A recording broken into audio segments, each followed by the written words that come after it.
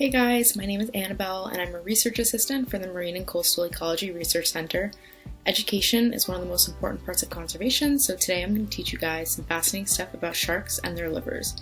So to start off, the livers of vertebrates play a major role within the body. It's the organ that's responsible for cleaning toxins out of the blood, converting sugars and fat into energy reserves, plays an important role in the immune response as well as production of special proteins and aiding in digestion. When I dissected a shark in college, we could see that sharks have extremely large, oily livers. Their livers are split up into 3 different lobes with 2 prominent left and right lobes and a much smaller middle lobe with the gallbladder attached. Scientists have figured out that their livers are so large because they use them to store food and oil that will aid them in digestion as well as swimming. So why would the oil help sharks swim? That's a great question. A lot of fish, mostly bony fish, have swim bladders, which are basically gas-filled organs that are going to help make the fish buoyant when they swim so that they don't float upward or sink within the water column. Basically, the organ is there so that it helps them orient themselves within the water better. They fill this organ by taking gulps of air and bringing in oxygen, which is less dense than water. Sharks, on the other hand, are cartilaginous fish, which do not possess a swim bladder, so they need a different adaptation that allows them to create the same buoyancy effect. When I say cartilaginous, I mean that their skeleton is made only out of chondrocytes, which are the cells that make up cartilage. Bony fish will have skeletons that are made up of osteocytes, or the cells that build bone.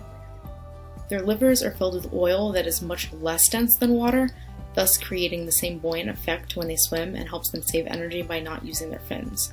But it's also important to note here that sharks' livers contribute to their buoyancy, but also how their profile is shaped and how their fins are shaped is a major contributing factor. It appears based on research that the deeper the shark lives, the more oil they contain in their livers, so depth and pressure of the ocean definitely play a major role in how much oil is produced. Now, of course, the liver also aids in digestion by converting food to energy and removing toxins from the blood, as well as storing vitamins and fat reserves. But the question is, where does all the oil in their liver come from? Are they just producing it, or is it influenced by their diet? Though we currently lack the research to find answers for this right now, it does present an interesting new research opportunity for scientists and emphasizes the importance in questioning everything around you in the natural world. Now, what we do know is that the main component of the oil in their livers is something called squalene, which I immediately recognized because it's a huge sought-after ingredient in skincare. People believe it's going to reduce your wrinkles, minimize UV damage, make your skin glow, all of these things. So squalene in sharks is just another threat to this group's survival because they're often hunted, so people can take their livers and extract the squalene for them to be used in the skincare industry.